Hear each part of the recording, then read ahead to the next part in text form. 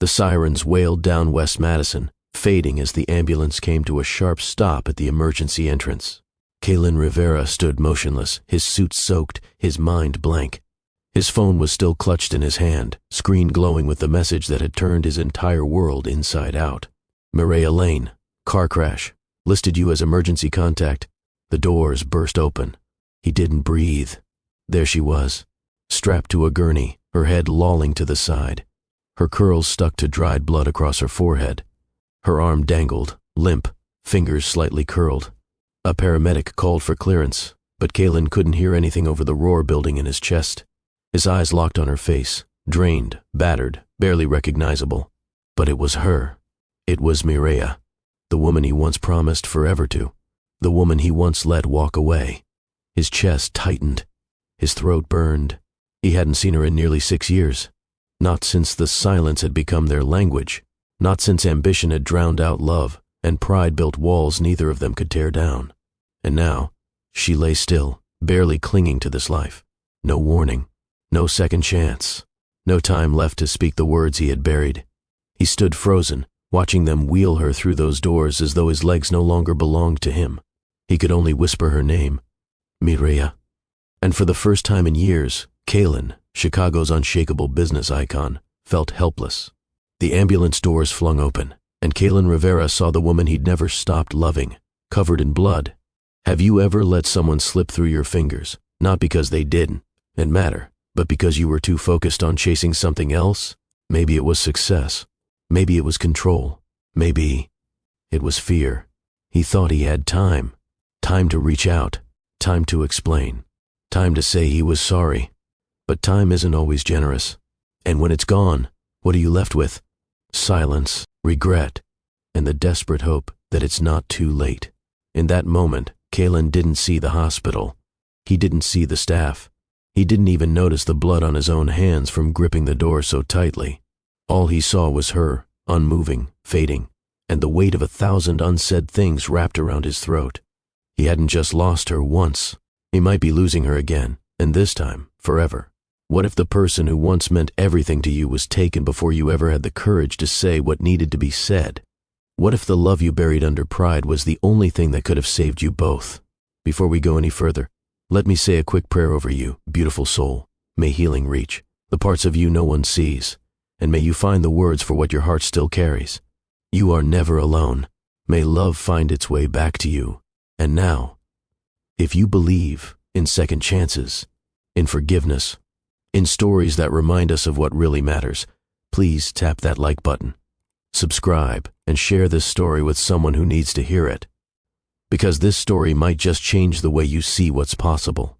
When the heart finally speaks, they took her through the double doors, and Kaylin followed like a ghost. Every step echoed. He didn't feel his feet move. He didn't notice the looks from the staff. He couldn't stop staring at the crimson smear left behind on the gurney rail. His world had always been made of deadlines, strategy, and control. But now, none of it mattered. Not the quarterly earnings, not the company's stock, not when the one person who had ever seen him, the real him, was somewhere, beyond those doors, suspended between staying and slipping away. He found himself in a cold hallway, waiting for someone to speak, for some word, any word, to anchor him. But the silence was a punishment. He pressed his back against the wall, eyes stinging. And then memory came, the smell of flour in her hair, the way she used to hum while folding laundry, her laugh when he burned the pancakes, her bare feet tapping across the hardwood floor during lazy Sunday mornings. Mireya wasn't just someone from his past. She was the only part of his life that ever felt real. And he had let her go. Not with words, not with anger, with distance, with silence, with the kind of neglect that doesn't scream, it whispers. He had chosen ambition. He had chosen to be unreachable, to become untouchable. And now, with one phone call, she'd come crashing back into his world in the most brutal way imaginable. There had been no last conversation, no closure, no final embrace. Only now, staring at the double doors she disappeared behind, did he realize what he had been avoiding all these years. It wasn't her absence that haunted him. It was the way she had never stopped being present in his quietest thoughts. Kaylin lowered himself into a chair, rubbed his palms over his face. A nurse walked by. He looked up, hopeful. She kept moving. He sat alone.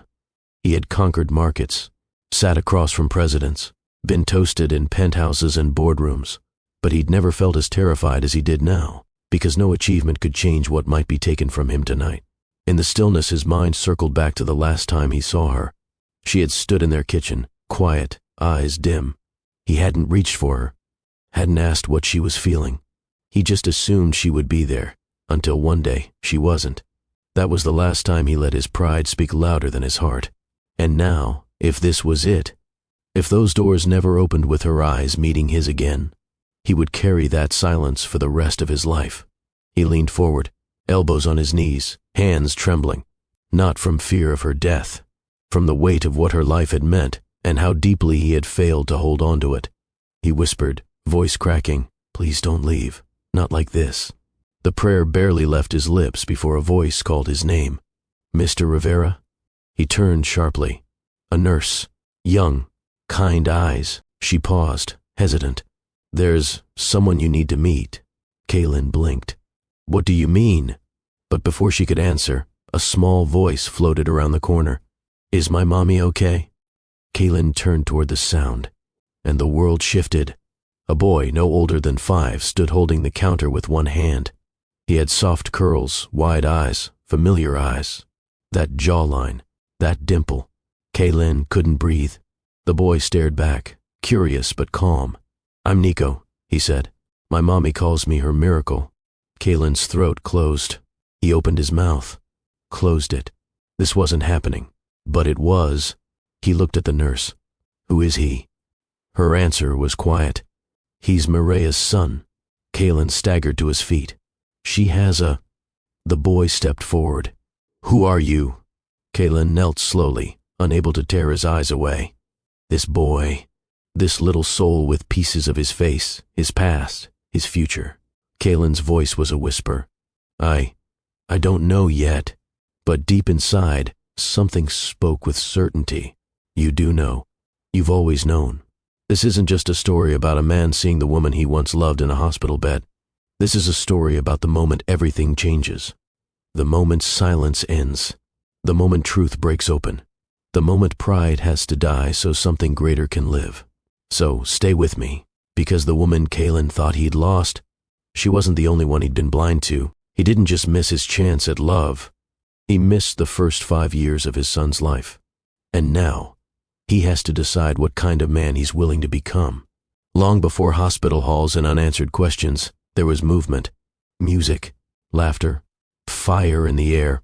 It was a Thursday afternoon when Kaylin Rivera first saw her, on a small stage in a tucked-away community theater on the city's south side.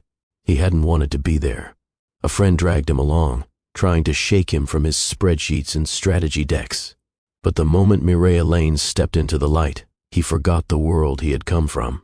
She moved like emotion had found a body, every gesture a sentence, every glance a verse.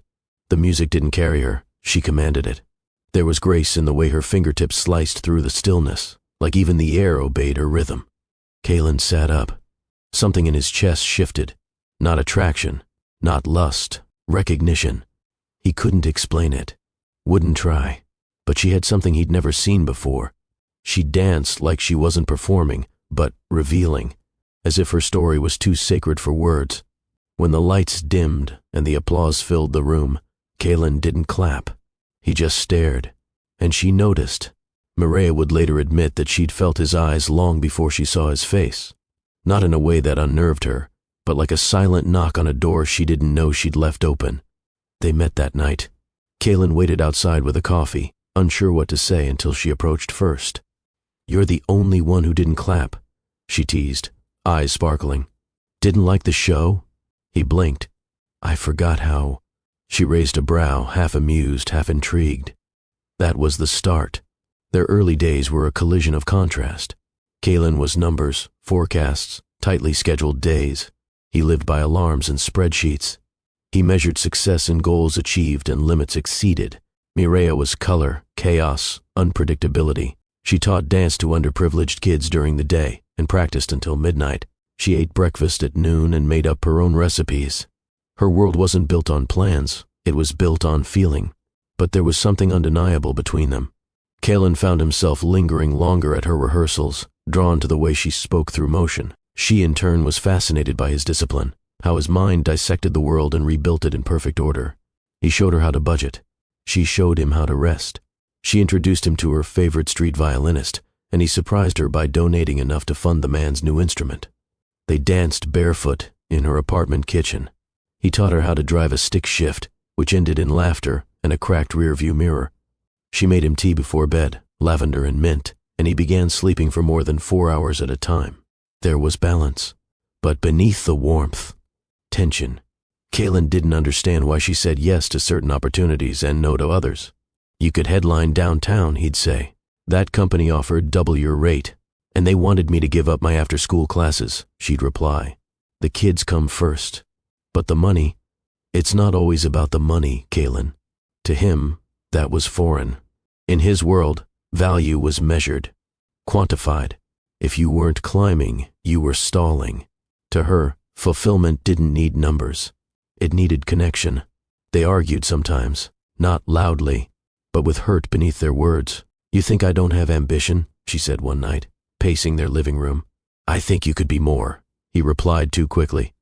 You're settling. I am more, she snapped. You just don't see it because it doesn't come with a title. That night, she slept facing the wall. He stayed at his desk until dawn. Still, they loved fiercely. In public, they were that couple people watched, unable to look away. There was a natural pull between them, like gravity made room when they walked into a room together. In private, they found comfort in each other's silences. She'd fall asleep with her head on his chest, his heartbeat steadying her breath. He memorized the sound of her laughter like it was a sacred rhythm. She called him River because he was always moving, always flowing towards some distant goal. He called her Ray, his light in a city full of glass and gray. They weren't perfect, but for a while, they were enough. Until they weren't. 1 year in, the cracks widened. Kaylin's calendar filled with investor meetings, expansion plans, endless dinners with people he didn't even like. Maria's schedule stayed wrapped around community centers, art programs, grant applications. They began missing each other, physically there, emotionally absent. He would come home to her, already asleep. She would wake to an empty pillow. Their fridge emptied, conversations thinned. They still touched, but less often. Words turned polite. Smiles felt rehearsed. She missed the way he used to really look at her. He missed the way her voice softened when she said his name. But neither of them said it aloud. They were too proud, too scared, too tired. Maria sat cross-legged on their living room floor, surrounded by paper cranes. Each one folded by a child in her dance therapy class, each one colored with crayon prayers and glittered dreams. She smiled softly as she touched one. Her world was full of innocence, of hope, stitched together with tape and glue. Kaylin walked in, briefcase in hand, phone still to his ear. He saw the mess, the glitter on the rug, and his brow furrowed. Is all this for work? He asked, tone clipped. She looked up. For the kids' art wall. They've been waiting all week to hang them. He nodded, distracted. The board just scheduled a flight to Tokyo next month. Might stretch into 2 weeks. She nodded too, but hers carried more weight. You'll miss my showcase. I didn't realize it was that week. You didn't ask. Silence stretched. He sat down on the far edge of the couch, typing one last email. Mireya picked up another crane and folded it quietly. That was how it began. The steady shift from us to you and me. 2 souls sitting in the same space, separated by invisible glass. The intimacy faded slowly, like a radio turning down over time. They still touched, but without warmth. They still spoke, but only about logistics. Love didn't leave in an explosion. It left in whispers. She left notes in his lunch. He forgot to pack them. He bought her a new phone. She never turned it on. Mireya found herself looking at old photos. Back when his eyes held softness. Back when she wasn't constantly reaching for someone already gone.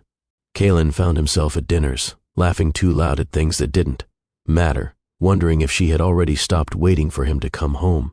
She had. He just hadn't noticed. The final conversation wasn't dramatic. There were no raised voices, no slammed doors. Just a quiet Tuesday. Morning light slipping through half-closed blinds. I think we've stopped being us. Mireya said, pouring coffee. Kaylen didn't argue. He looked at her like he didn't recognize the woman in front of him, but also realized he hadn't tried to in far too long. I don't want to fight anymore, she added. I'm not fighting you. I know, she said. That's part of the problem. He opened his mouth, closed it. His instincts screamed to fix it, to make a plan, to negotiate. But love doesn't work like business. So he let her go. Just like that. She packed in silence, took only what she needed, left behind the leather-bound planner he gave her, the black dress from their first gala, a Polaroid stuck to the mirror of them laughing barefoot in the rain. Kaylen saw it later. He didn't move it. He just stared, and something in him went quiet. Months passed. They didn't talk. They didn't text. She changed her number. He never asked why. What he didn't know was that a week after she left, Mireya sat in a clinic, one hand gripping her stomach, the other holding a test that changed everything. She was pregnant. She stood at the window that night, holding her belly, whispering promises she wasn't sure she'd be able to keep. He had every right to know, but the thought of dragging him into this fragile new beginning, when he was still racing after something she could never name, terrified her. So she stayed silent, and Kaylen, unaware, filled his life with boardrooms and mergers, with titles and press releases, but every so often he'd glance at his phone, waiting for a message that never came. Their love didn't burn out. It was placed gently in a box, folded, preserved, and stored somewhere only they knew existed. It wasn't forgotten, just unfinished. There wasn't a single fight that ended it. No raised voices, no shattered plates, no grand betrayal. Just an ordinary morning, quiet, uneventful. Mireya stirred her tea slowly, staring at the steam as if it held an answer she'd been waiting for. Kaylen sat at the kitchen table, dressed sharply, flipping through a news briefing on his tablet. His coffee had gone cold, untouched. They'd been like this for weeks now. Two people sharing space, but not breath. Words exchanged out of necessity, not care. Smiles forced when friends visited. Laughter mimicked, but never felt. He glanced up. She didn't speak. Neither did he. That silence had become their language. Mireya finally said it, not looking up from her mug. I think it's time. Kaylen didn't ask what she meant. He knew. Still, he tried to pretend. Time to let go. Her voice didn't shake, but her fingers did. Kaylen's jaw tightened. We're just going through a phase. No, she replied softly. Phases end. This feels permanent. He looked at her now, really looked. Her eyes were tired, like someone who had rehearsed this conversation 100 times before speaking a word of it. He leaned back, folded his arms. So you've already decided? Mireya met his gaze. I've been deciding for months. I just didn't want to hurt you. He laughed under his breath, but there was no humor in it. And doing this won't? Her lips parted slightly, but no words came out. What could she say that wouldn't make it worse? I don't hate you, Kaylen, she whispered. That's what makes it harder. It was the truth. They didn't hate each other. They just no longer knew how to love each other the way they used to. Kaylen stood and walked to the window, pulling the blinds open halfway. The light washed across the room, and Mireya flinched as it hit her face. You always shut the light out, he murmured. You always drowned in it, she replied. He nodded once. I built all of this so we could have more. Mireya stood too. But more of what, Kaylen? More hours apart? More meetings? More things that keep you from noticing when I cry into my pillow because you've become a stranger? His back tensed. I didn't know. She sighed. You didn't want to. That landed. He turned around slowly, something fragile behind his eyes now. But it was too late to reach for her. She had already stepped back, arms wrapped around herself. It wasn't one thing, she said, quieter now. It was all the things we never said. Later that day, Kaylen packed a single overnight bag and checked into a hotel downtown. He said it was temporary, that he needed space to think, that maybe after a few days they could talk again. She nodded. But the space only grew wider. Days turned into a week. The week became 3. No calls, no texts, only a short email from his assistant requesting a signature on a lease transfer. Mireya signed it with steady hands and a broken heart. She moved out of their apartment the following month. Not because she had to, but because staying in the same space where their laughter once lived felt like trying to breathe in a house with no oxygen. She took only what mattered: her books, her plants, her journals, her old dance shoes. The rest she left behind. Furniture, dishes, even the couch where they used to fall asleep watching old movies. It wasn't just a breakup. It was a quiet retreat from a battlefield no one had the courage to fight on. A week after she settled into her small studio apartment, Mireya woke up nauseous. She blamed it on nerves, on exhaustion, on stress. But when the queasiness returned 3 days in a row, she knew it wasn't her mind playing tricks. She bought a test, waited 5 minutes in the bathroom, and when the result appeared, everything around her went still. 2 lines. Mireya didn't cry at first. She just stared at the test, one hand flat on the sink, the other clenched tightly around the result like it might vanish if she gripped it hard enough. 2 lines, no noise, no dramatic collapse, only silence, and the slow realization that life had just changed forever. She sat on the bathroom floor for nearly an hour, her knees hugged to her chest, forehead resting against tile. The world outside her apartment felt far away, unimportant, unreachable.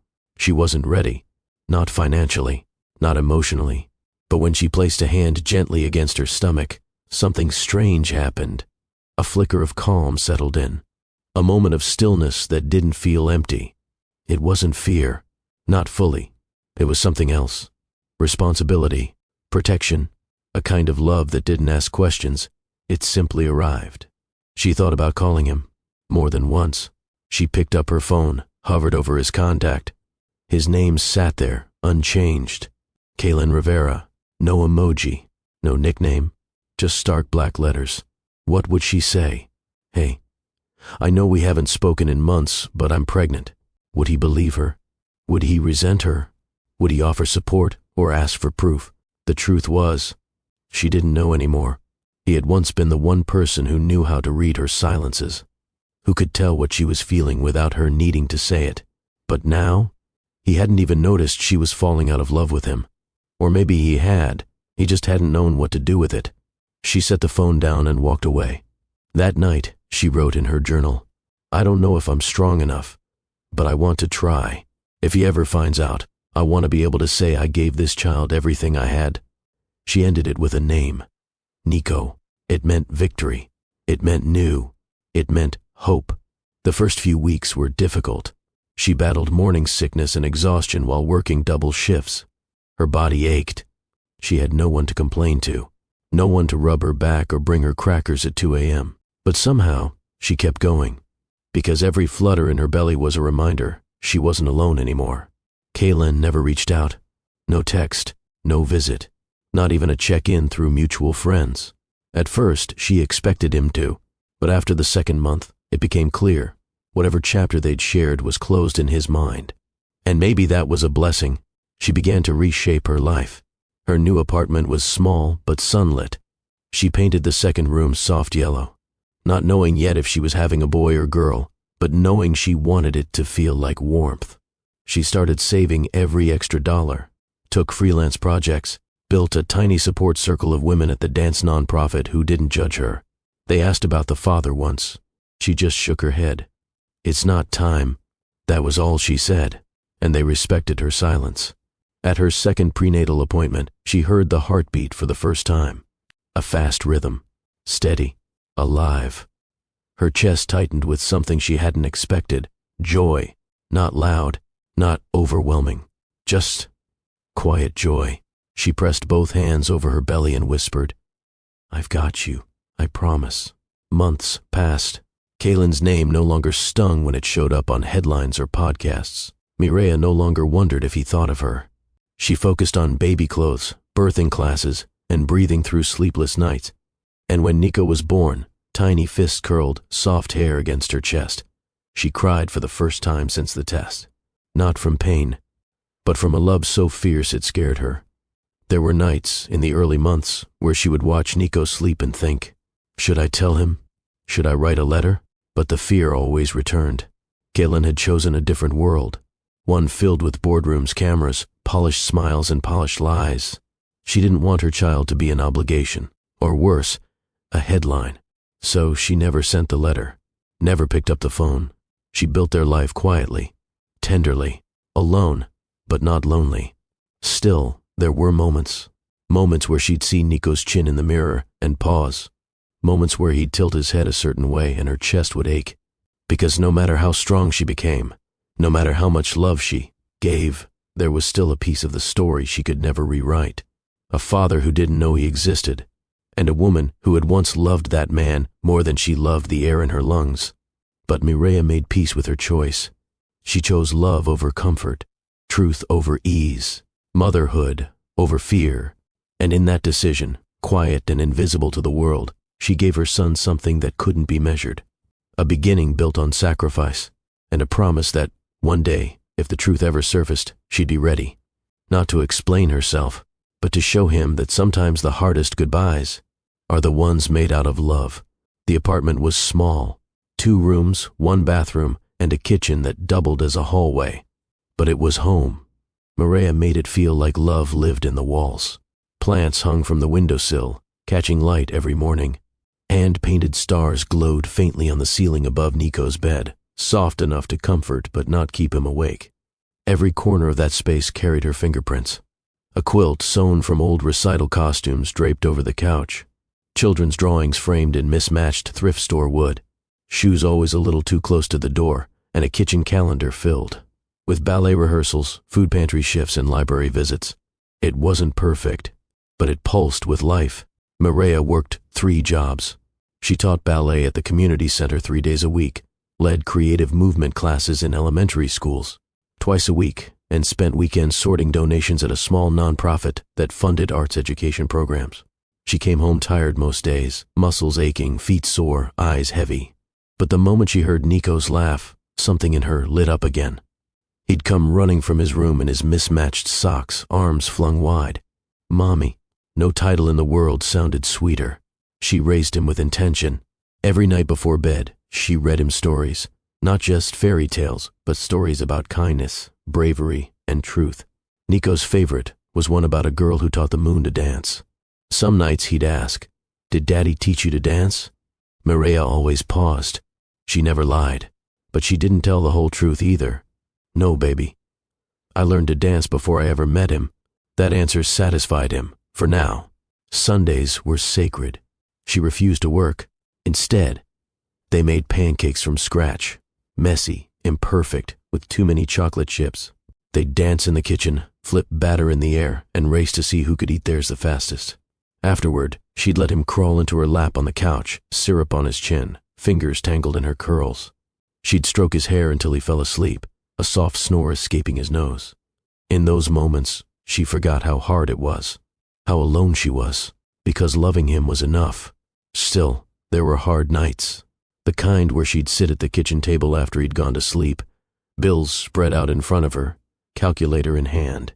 She'd stare at the number on the electric bill, the notice from the preschool, the grocery list with more needs than dollars. Sometimes she'd cry quietly, not from self-pity, but from exhaustion. And sometimes, only sometimes, she'd whisper his name into the dark, Kalen, not as a wish, not as a curse, just as a memory. A chapter she never opened again. She never spoke about Nico's father to anyone. Not the teachers, not the other moms, not even her closest friends at the center. It wasn't shame, it was protection. She didn't want pity, didn't want assumptions. She didn't want her son to be seen as incomplete just because his story started differently. So she gave him what she had: time, touch, laughter, boundaries, belief, and Nico flourished. By the time he was 5, he had her wide smile, her quick wit, and her habit of humming while coloring. But he also had something else, something Mireia couldn't deny, no matter how much she tried to forget. His jaw was sharp, like his. His dimple appeared on the left side, just like his. And those eyes, stormy, searching, carried a depth far older than his years. Sometimes, when he was quiet, drawing shapes or building towers out of blocks, he'd furrow his brow and tilt his head exactly the way Kalen used to when thinking. It would hit her like a wave. She never told him why she looked away. One evening, after Nico fell asleep beside her during a bedtime story, she sat by the window, watching the city hum. She pulled out a box she kept hidden in the back of her closet. Inside were pieces of a life she no longer lived: photos, letters, performance, programs, a necklace Kaylin once gave her on her birthday. And at the very bottom, tucked in a sealed envelope, was his last business card. She traced his name with her finger. Kaylin Elijah Rivera, CEO, Rivera Tech Industries. She could still hear his voice, still feel the weight of his hand in hers. But that world no longer belonged to her, and she no longer chased it. Across the city, Kaylin sat alone on the top floor of a glass building that bore his name. The boardroom was dark, except for the faint glow of the skyline. The meeting had ended hours ago, but he hadn't moved. His hand rested on a drawer he hadn't opened in years. Inside was a photo, one no one else had ever seen. Mireya, laughing in their old kitchen. Her hair a mess, flour on her cheek, eyes full of light. He had taken that picture on a Sunday morning, when pancakes burned and music played too loud. He kept it all these years, not out of longing, not even out of grief, but because it reminded him that there had been a time when he'd been happy. Kaylin's apartment overlooked the skyline, a view people paid millions for. Floor-to-ceiling windows, sleek black marble, a living space designed by professionals to impress the moment you walked through the door. But the silence, that part was his design. No music, no television, no pets. He liked control, clean edges, clear sounds. It made it easier to think, but thinking wasn't always a gift. Some nights, it was a punishment. He'd pace the living room, drink in hand, staring out at the city lights like they owed him answers. There was no one waiting for him to come home. No laughter echoing down the hall. No soft voice asking him to put the phone down. He didn't tell anyone he missed it, but he did. He'd built Rivera Tech into a powerhouse. 10 years from its startup roots, the company was now synonymous with innovation and scale. His name appeared in magazines. He was invited to speak on global stages. Numbers soared. Employees thrived. And yet, he hated going home. On one of those quiet nights, he opened the drawer in his bedroom and took out the photo. The one of her. He looked at it like a man afraid to forget. Mireya had never belonged in this world of sterile walls and glowing screens. She was movement, warmth, too bright to be background noise. Sometimes, he thought he heard her voice when he was half asleep. Just a whisper. Nothing clear, but always soft. Always calling him back to something he couldn't reach anymore. He hadn't dated seriously since her. He tried, briefly, network acquaintances, business connections, but every dinner ended with him staring through someone else, remembering the way Mireya used to dance barefoot while stirring pasta. He told himself he didn't have time for relationships. But the truth, he just didn't have the heart. In the office, he was the picture of focus. Efficient, exact, brilliant. No one asked about his personal life, because he never gave them a reason to. He kept a boundary so clean, it became a wall no one bothered trying to cross. But on nights when he couldn't sleep, he would open old emails, the ones she had sent him in the early years. Some were full of joy. Others were questions he never answered. A few were apologies she never owed him. He kept them all, because they were the only evidence that once they had been real. One morning, during a quarterly review, Kaylin sat at the head of a polished glass table. His executives reviewed charts, sales projections, partner expansions, but his mind drifted to a park bench, to Sunday pancakes, to what her voice might sound like now. When the meeting ended, he remained seated, one hand over his mouth, lost in thought. His assistant walked in gently. "Is everything okay?" He nodded slowly, but she knew better. Back in Mireya's part of the city, life was very different. No glass towers, no chauffeured cars, but there was movement, joy. Nico was growing fast, curious, expressive, full of questions she couldn't always answer. One night, as she tucked him in, he asked, "Do you think I look like anyone?" Mireya paused, smiled softly. "You look like someone I once loved." "Is he nice?" She kissed his forehead. "He's complicated." Nico blinked. "What's that mean?" She laughed under her breath. "It means he was learning how to love the right way." "Did he learn?" She paused, holding his little face in her hands. "I don't know, baby. Maybe one day we'll find out." Sometimes she still thought about reaching out, not for herself, for Nico. But the fear always whispered back. What if Kaylin refused? What if he saw the child as a mistake? What if her son's heart broke before it even had a chance to understand? So she waited, and hoped that if fate ever brought them face to face again, she'd have the strength to speak without shaking. Across town, Kaylin found himself pausing longer at crosswalks, holding doors for mothers carrying toddlers, watching little boys run ahead of their parents and wondering, what would my child look like? He didn't know he already had the answer. Not far away, a child with his eyes was growing, and a woman with his heart was still keeping his name hidden inside her silence. Not to punish him, but to protect the only pure thing she'd ever built. They lived separate lives, one in sunlight and second-hand toys, the other in glass reflections and unread text messages. But both of them, in their own quiet corners of the city, were still tethered by a single truth neither of them had spoken aloud.